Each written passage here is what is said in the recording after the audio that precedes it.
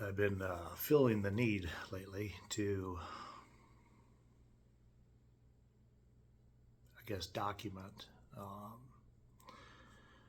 some of the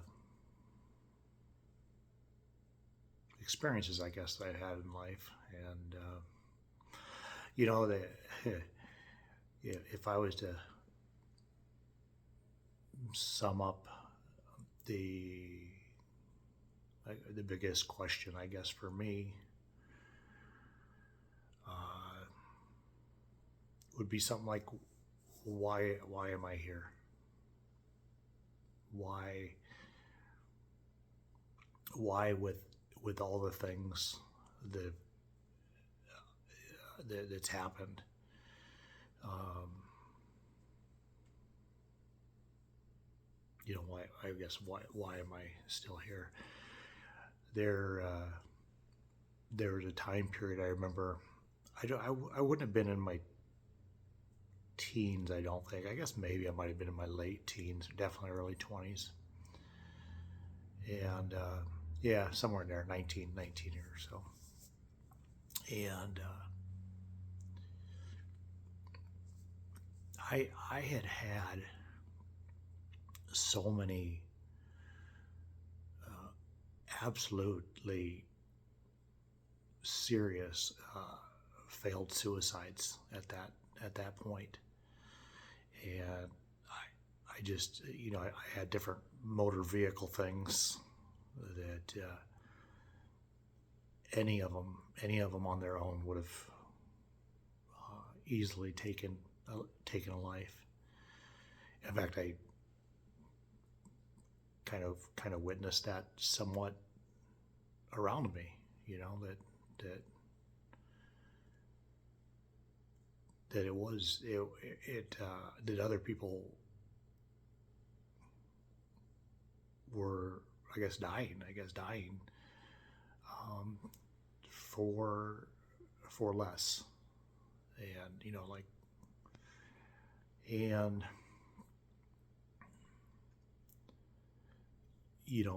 in that age, that 19-20 year old age, I in a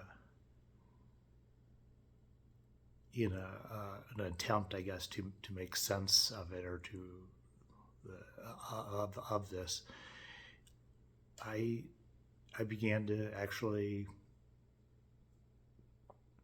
believe I was immortal, and and couldn't, obviously couldn't die.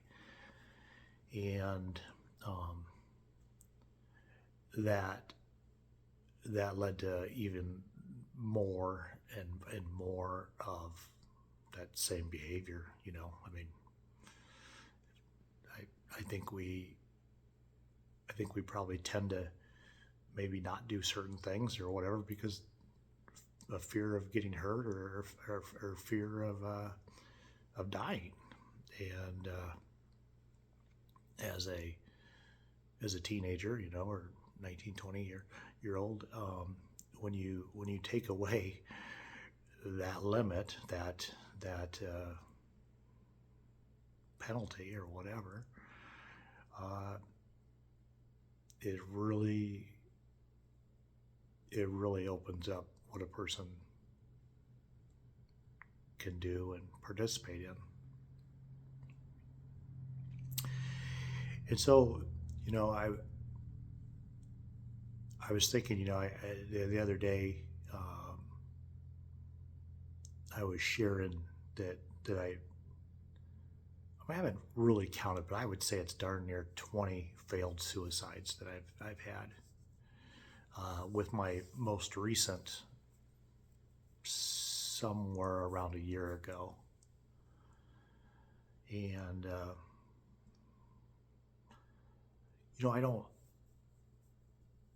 I don't, and maybe the first one, but none of the rest of them were quick decisions. In fact, they were quite methodically planned out, and just about what I thought was all variables processed through so that it would be successful. And, here at basically age 50, and my last one at being at, I don't know, 48, 49 years old, I'm not, I'm not,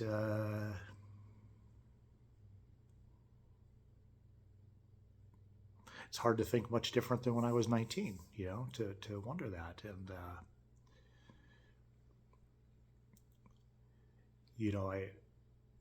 I didn't grow up religious really, but I had influences. I guess my grandma had some influence on me a little bit when I was really really young, and then some different people in the neighborhoods growing up uh, had some influence, and so I got I guess baptized on my own accord at 17, I believe, and then I was also, I'm sure, baptized when I was really little, in the Catholic faith, through because of my grandma. And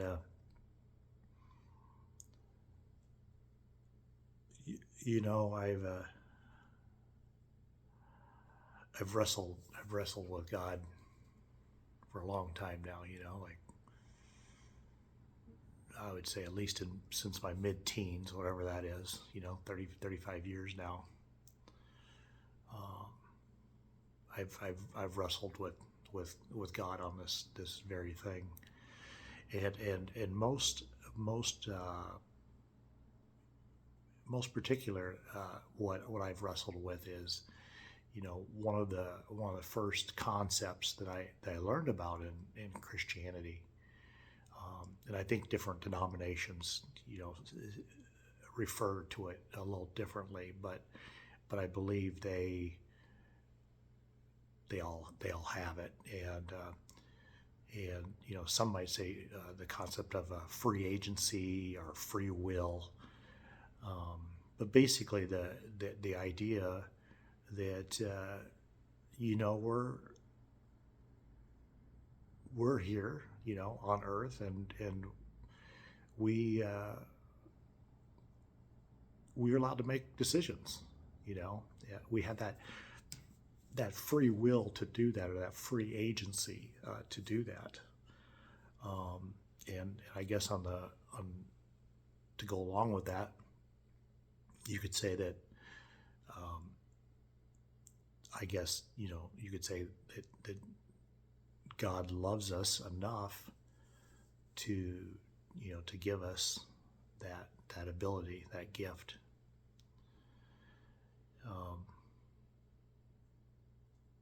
because without the ability to choose what we want to choose, right, wrong, or indifferent, we also don't have the ability. If we take that away, we don't have the ability to choose God, or choose um, Jesus' sacrifice for us, and this whole plan of salvation. And so, I'm not trying to turn this into, like, a Jesus-y thing, but there has been many times I have questioned, um, from a pretty pissed off uh, vantage point. As how I was, I don't know, I was angry. Um, where where is my free will in wanting to live or wanting to die? Because as far as I know in the teachings, it doesn't. I don't. I don't think it says that's excluded. In fact, I'm pretty sure it doesn't. And in fact, I think, you know, a lot of people, have had real struggles, and they should. They've had real struggles with something that's happened to them or to, you know, someone they love, and they get really upset also with God. Like, why would He allow that to happen? If you're God, you know, it's kind of like you're God. Why would He allow that to happen? Well, I mean, it sucks, but you know, a simple answer that I've heard is because whoever the whoever the person it is that did the harm, they got to exercise their free will. And unfortunately, because we live in a broken world, a fallen world, if you will, that's just kind of how it works, and it sucks that somebody else's free will can, you know, infringe upon your, you know, your life, I guess. But to back up to my issue, you know, my deal. What happened? What happened, or where's my free will?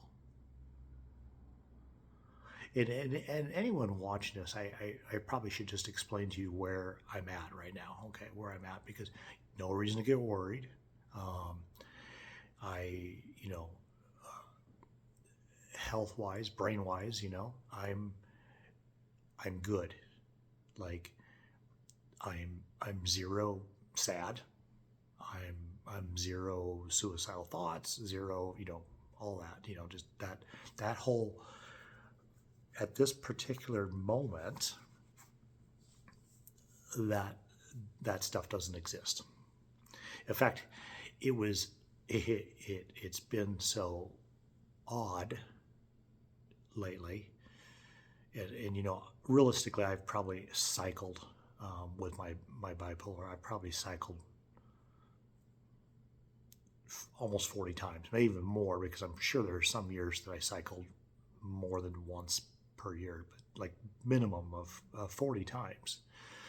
And this time, I went from a mania, which was actually just really, although it's a lot of work, it was nice. It was nice after coming out of a year and a half to 2 years of just solid depressive state. So, you know, what's been happening is, it's been, I don't know, it's been going on for a while, but I would say, you know, the attributes or whatever, being completely bedridden, that's been going on maybe a week and a half to 2 weeks. But you know, anyone who's been around this mental health business, whether it's their loved one or if it's you yourself, you know that one of the things that gets like kind of impossible to do is kind of take care of yourself. And so, you know, so I'm on my third or maybe fourth shower in a month, and you know, I don't wear that as I'm proud of that or anything. I'm, you know, quite honestly, I'm embarrassed because I'm embarrassed because I know I'm supposed to be embarrassed about that. But as far as my condition goes,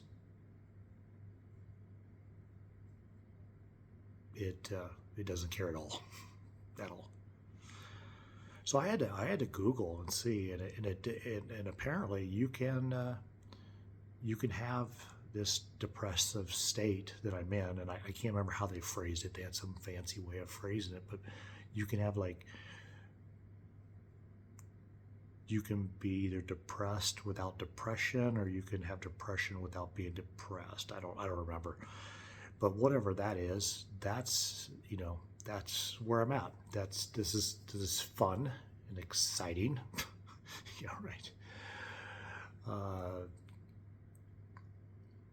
That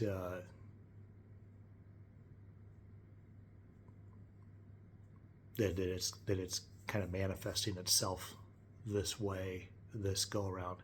Don't get me wrong. I'm really glad to just not be completely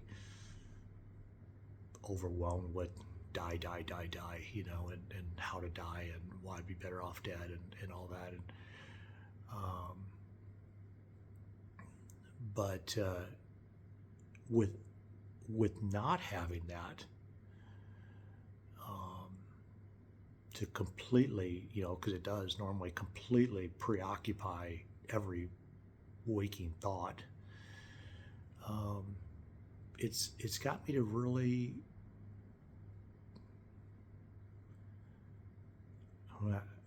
just kind of hang out in a spot where it's like, I'm tired of these. I'm tired of this cycling, and I'm tired of I'm quite honestly, I'm tired of the whole. I'm tired of the whole industry, from top to bottom. And with that said, not that I'm worried that they'll see this or whatever, I do want to say my counselor and psychiatrist and my pastor have been just absolutely killing it. They've been doing a good, not even a good job, just an over the top job in their field. But I say that I say in their field, in their, or in their box, or in their limitations, or whatever. And this is not the pastor. This is just the counselor and the psychiatrist, for example. They have completely fulfilled, I would say, any obligation or requirement, training, I don't know, of their role. In fact, I would say they've even gone above and beyond textbook. But that doesn't change the fact that the majority of the work, the majority of the treatment is still done inside a broken system.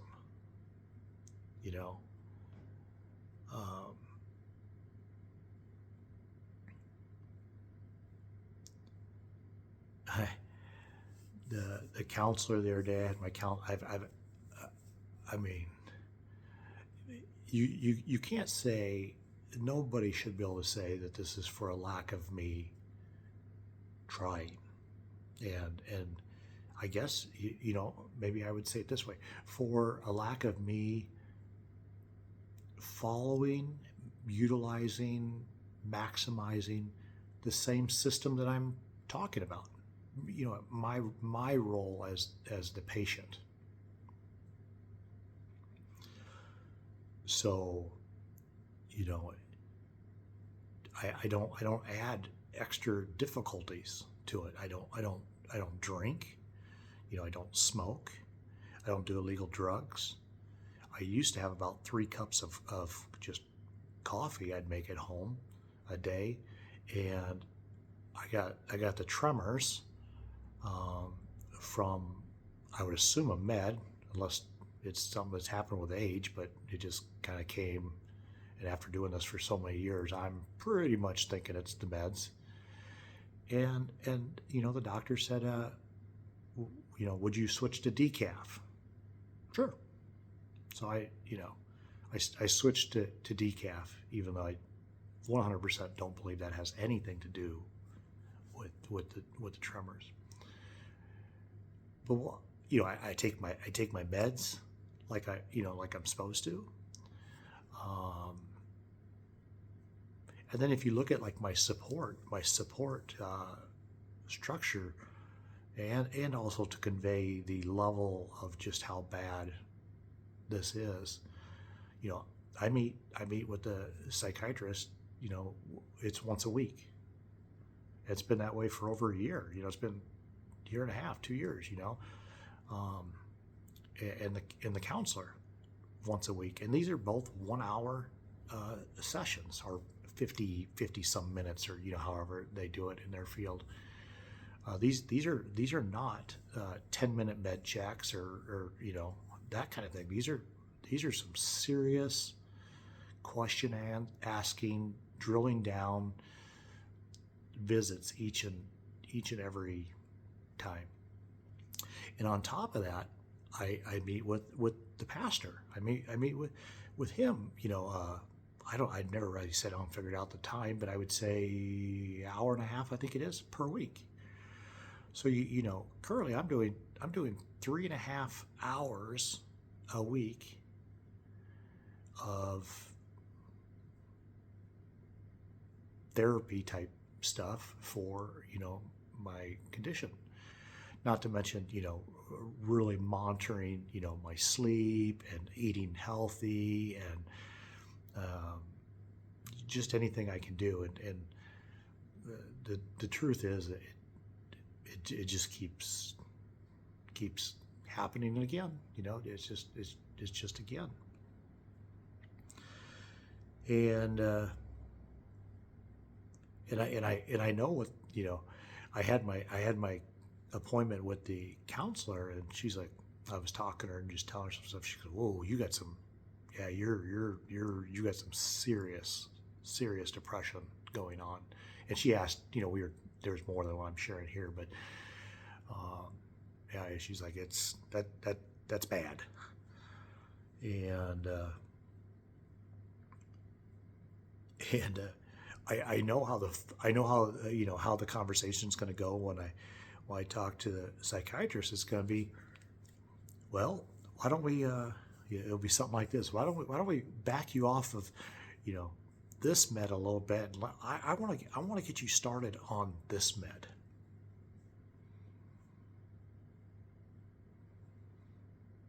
Which is kind of what we just keep doing.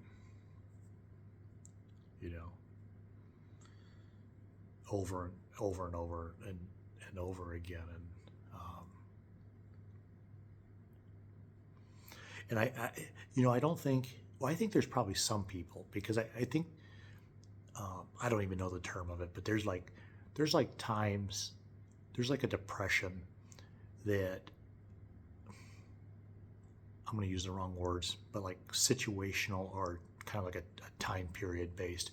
You go through a divorce or something, they might put you on some antidepressants for 6 months or a couple of years or something like that. Or someone dies, or that kind of thing. And then the rest of us have been on it forever. And but the thing is these are not light duty. These are not like taking an aspirin, okay, where you're like, oh, the pain went away and nothing else happened. It did what it was supposed to do. It did it quick. it did it for its length of time, and it's gone, and no, no lifelong side effects, no immediate side effects that we can see. It just did exactly what it was supposed to do. And that is sure as hell not how any of these meds used for this field work. They they all change you. Each and every one of them changes you. And I'm not even really talking right now about the side effects, or they change who you are. And kind of like oh, when so and so is drinking, he always turns into an asshole. Okay, so we all can relate to that, or whatever. Or he's super funny when he's drunk, or whatever the deal is. We've all witnessed this. It's just like in that situation though, that drunk person is not sitting there with the ability to self-reflect and trying to self-manage, and trying to I always say make peace with this new, I know I'm probably using the wrong word, this new personality, this new person that they've become. And that happens with all of these meds. You are no longer you. And what you knew about you, that's an old version of you. That's gone. And this is the new version of you. Here's your quick owner's manual. Read up on it. Just joking, but figure yourself out. Figure yourself out. And but what you do hear about with these meds sometimes, and they absolutely downplay, in my opinion, absolutely downplay, is the side effects. They all have side effects. I don't care what. I'll argue with anyone. I have not been on a single pill for this stuff that didn't have some type of side effect. And really, it just boils down to how impacting it is, and how many of them are there. The major one that a lot of people, well, it's on like every single one of them, which is like weight gain. They'll put weight loss, but I ain't never met anyone who's lost any weight on these pills. They cause weight gain, and I can tell you why most of them do it is because I've been on them. And why do they cause weight gain? Because you're never satisfied. You're hungry all the time, and you could sit down and eat the biggest plate of whatever it is, and get up from the table, and then go sit back down and do it right all over again, because there's like no fulfillment, that and you take that away, it doesn't take very long, month, 6 months, a year, and you're making pit stops by the refrigerator or this or that, and I'm sure there's even more to it than I'm simplifying it. I truly am simplifying, but that another huge one is sexual side effects. Huge, absolutely. I once again, I don't think I've been on a single one of these pills that didn't affect you sexually, and it's it's all in different ways. I've been on pills where your sexual desire or appetite, or whatever you might want to say, is gone, is completely gone, doesn't exist. You may have came hardwired with that in you at one time for reproduction, and maybe like continuing on species, but this drug says not anymore. not done. Have zero desire. And then you have other ones, they're the complete opposite. Absolute, uh, that's all you think about. It's just, uh, then you have some that don't change that a whole lot at all, but then you can't function, so, arousal is, a problem, or some maintaining arousal becomes uh, a problem. Others, you have what I think most men would be like, yes, this is a great side effect, but I'm telling you, it was not. One was, excitement that didn't go away, didn't go away, and I was I was on another, pill at one time, just, still staying in the sexual deal. Everything worked. Everything's pretty normal. No ending. No happy ending. Didn't matter. None. And I think, and it does this for women too, in their own way. Obviously, I'm not a woman. I don't know, exactly, but um, I've definitely heard enough conversation to kind of get the gist of how all that works too. Basically uh, the exact same thing, but for a woman, in different cases. So these,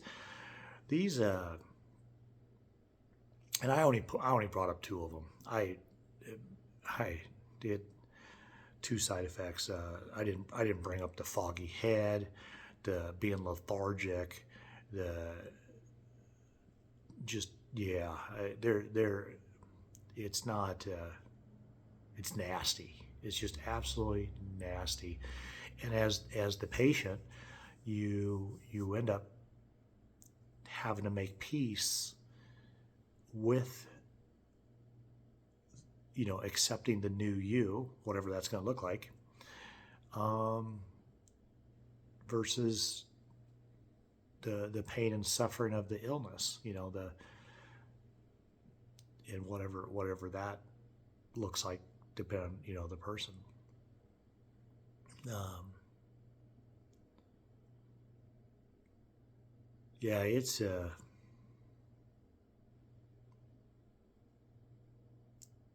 I wish they could. It's been a long time. I wish we could see more improvement, in this. Um, I think I've said this, but I'll say it here if I haven't said it. Maybe I'm repeating myself, but the the whole mental health field is really good at uh, quantity of life. Quantity. So like they're really good at giving you more days. They're great at it. I mean, I'm still here. Look, I'm still here. Um, the first time I went in for treatment, in house for treatment, I was 17 years old and have, for the most part, been on drugs this entire go. They won. They, congratulations. They should get Nobel prizes and all that. They look at how they kept me alive. They did good. So they are really really good at quantity of life. Quantity. Okay. But I can tell you, as someone who lives with this, uh, they absolutely suck at quality of life. How good was each day? How meaningful was each day? How, you know, how enjoyable was each day, or pleasurable, or and they suck at that. They yeah.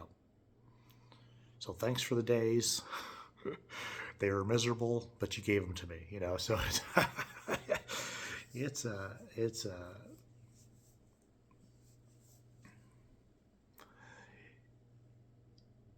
yeah. So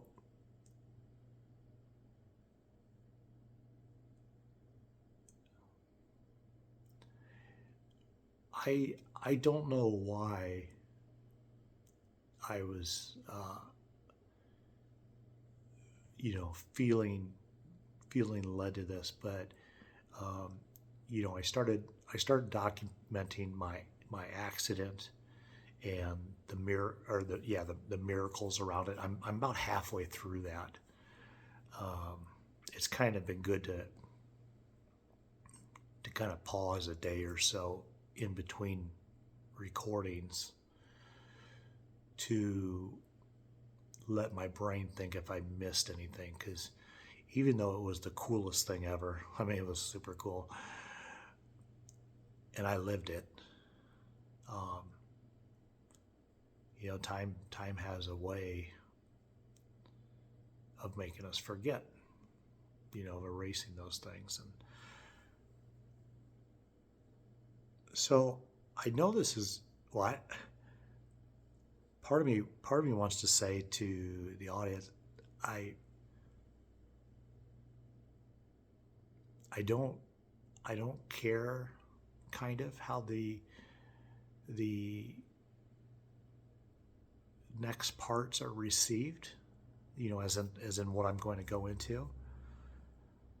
But I just feel like I got to get it off my chest. Like, I don't know, maybe like sharing it, even though I've shared with, like, maybe two or three people in my entire life, but by sharing it,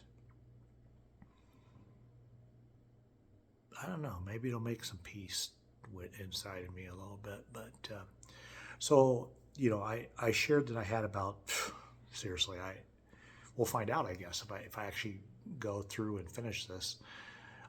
But about 20 failed suicides. And I, as you've probably already heard me, unless this is the only one you've watched, I don't say suicide attempt.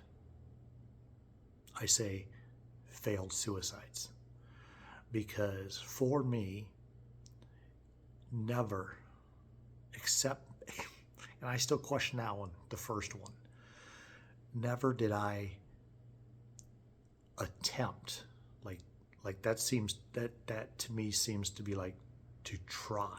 I didn't no I didn't try. I I absolutely did everything in my power, including over the top, to ensure the outcome, and the outcome was the only desired result. It wasn't like, well, maybe I'll wake up after this or whatever, and then um, people know I have a problem, and then that's the way of kind of coming out or something, or whatever that all looks like. And I know that happens, and I know people die every day on what I will call suicide attempts, and I can't wrap my mind around it. In fact, I I actually feel like a guilt or remorse, which I've been referring to as survivor's guilt. Why did they die, and why did I get to live? But I don't know what number this one was. It's probably number 5 or 6, maybe somewhere in there. Yeah, you think I'd go in order? I'm not going to go in order. I'm not going to go in order. I'm going to go as I feel like it. And that might be interesting for trying to remember which ones I did and which ones I didn't do. So I had got, this was sometime after my dad died. And for the audience that may not know, my father shot himself when I was 17 years old. And I was actually in getting treatment for mental health. He had never shown any signs, like he wasn't on any pills or anything. He didn't see a counselor. He didn't, nothing.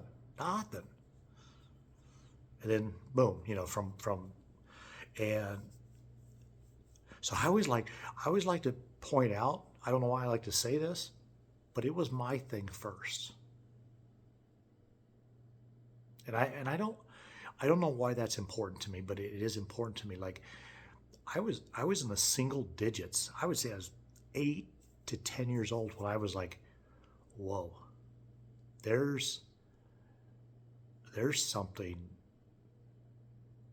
Well, in the beginning I said different about me, but eventually it was wrong with me, is what I would say. So I may have gone in finally when he let me, when I begged him to go in and get treatment at age 17. And then while I was in receiving my treatment, like I said, he shot himself. So this takes place after that. And I don't even know how I got it, but I had, we used libraries back then. And we ordered stuff out of the back of magazines. They were just chock full of things, But I can't tell you where I got this, but I ended up getting a hold of a little booklet, if you will, and I don't know if it was like 100 Ways to Die or something like that, but it was a booklet on how to kill yourself. And so I had a manual.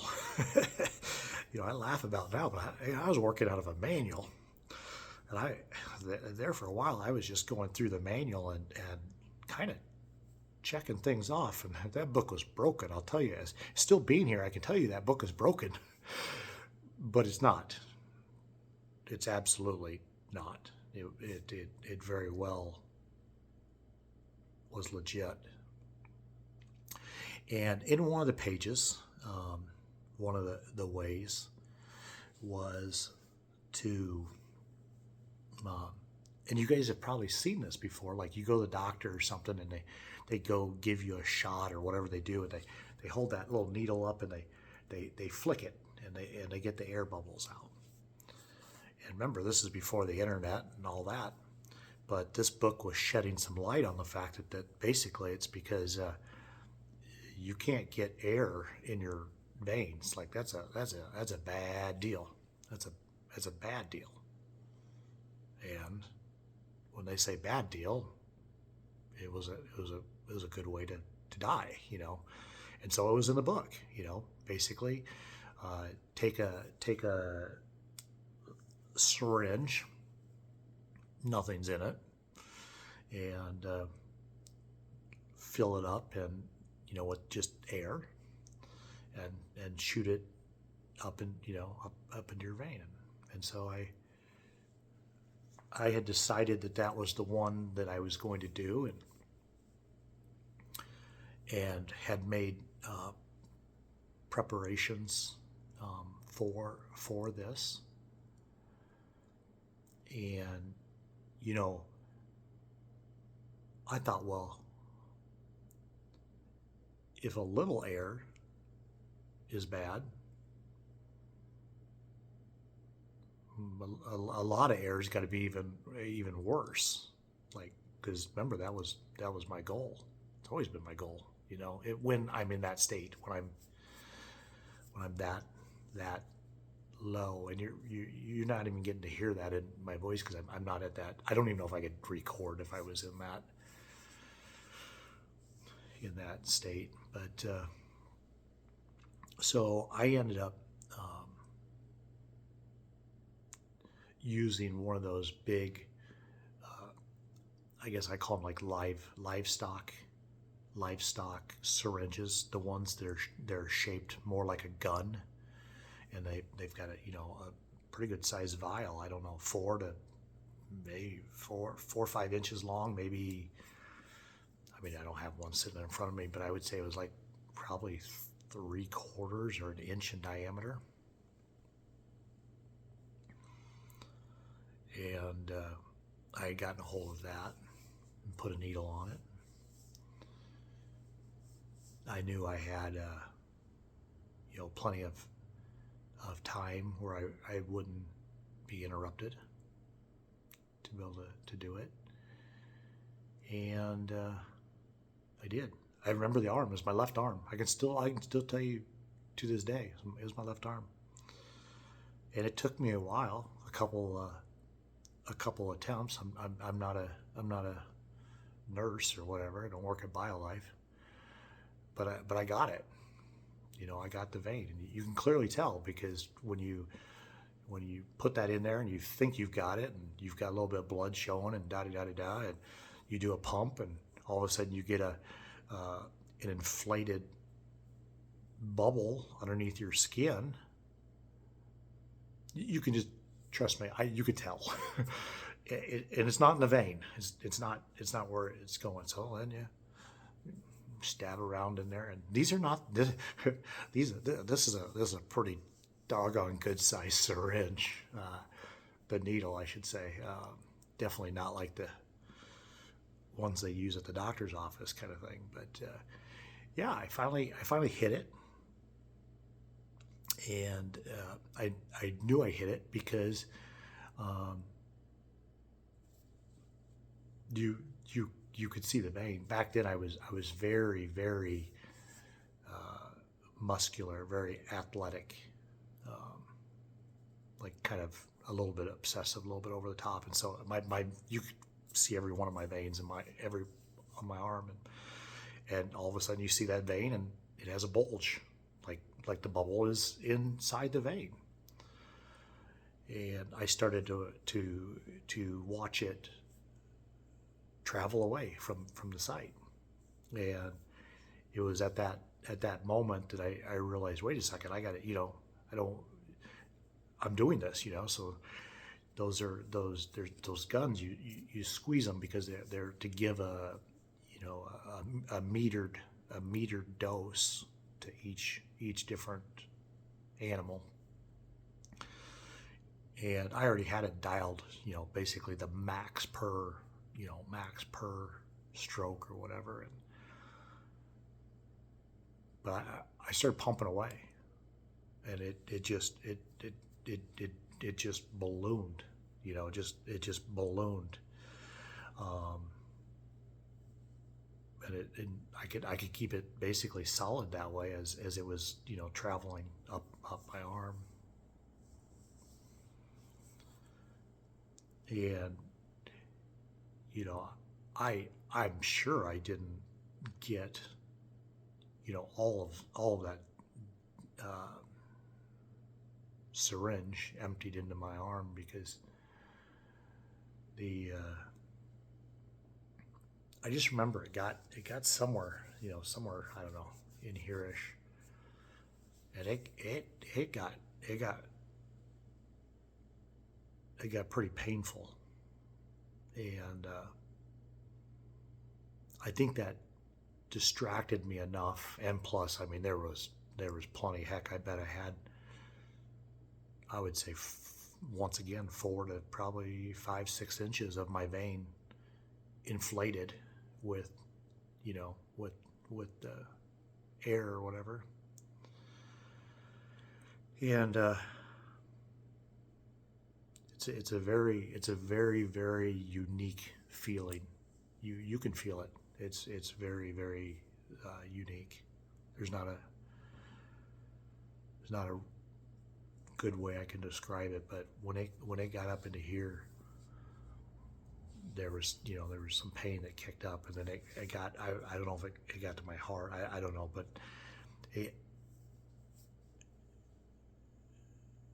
that's when I hit a whole new level of just excruciating pain. Um, you know, the kind where you kind of close your eyes to just kind of build to deal with the pain, and it wasn't too long thereafter that it was, not only that, but you're wanting to die, but not for the original reason. You're wanting to die because of the pain, the what was going on, and just it was. I'd like to tell you I have, all the rest of the details and the story, and I don't. I don't know if I eventually I blacked out. I don't know I don't know how it's supposed to work. I don't know if it's supposed to go to your brain and make you die, or your heart and die, your lung die. I have no. The book didn't say, and I've never really even looked it up. All these years, but I did wake up. Eventually, I can't tell you the time period. I don't think it was like hours upon hours or days. Definitely wasn't that. Maybe an hour. I don't know. And kind of the only evidence of it, and the physical evidence of it was, here's this syringe that's no longer in my arm, laying there, and there's a puddle, not a puddle, but where blood had on the sheets, about the size, I don't know, 3 inches maybe, something like that. That was. That's what I came to, to witness. I had the brain wasn't quite right. I don't know, how to say that. When I came to, the brain was a little indifferent. Kind of felt like maybe I had gone on a little trip or done some drugs or something. It was that was a little bit, but I don't even remember a headache or or anything, and like a lot of these, as I go through it and share,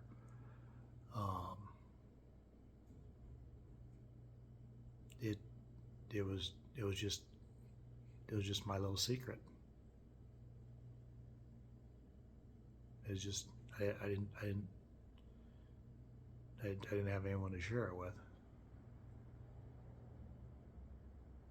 I didn't have anyone to process through, or even talk about it.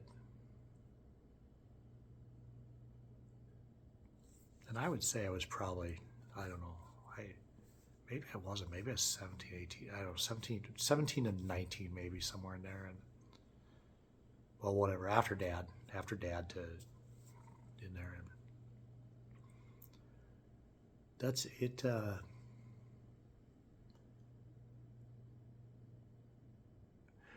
Mental health alone, especially that long ago, was a lot to deal with, especially for someone my age.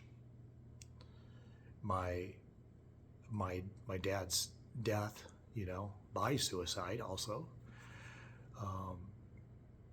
was another thing that was just really hard. There's no conversation. There was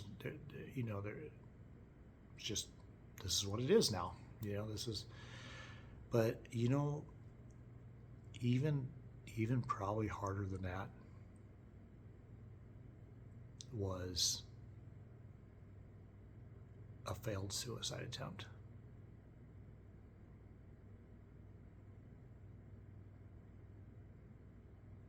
That to me seems like something you should be able to process through with somebody.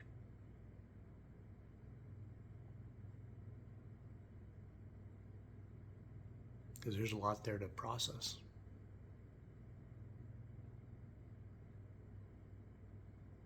So I don't know, this is I think this is for me, and I I'm gonna go through the attempts and just some of this deal, so I can maybe I can get or make peace with it finally.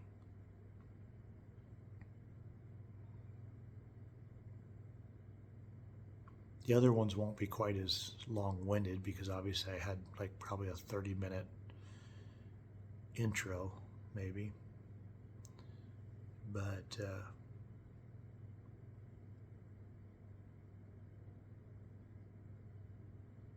hopefully we make some progress in this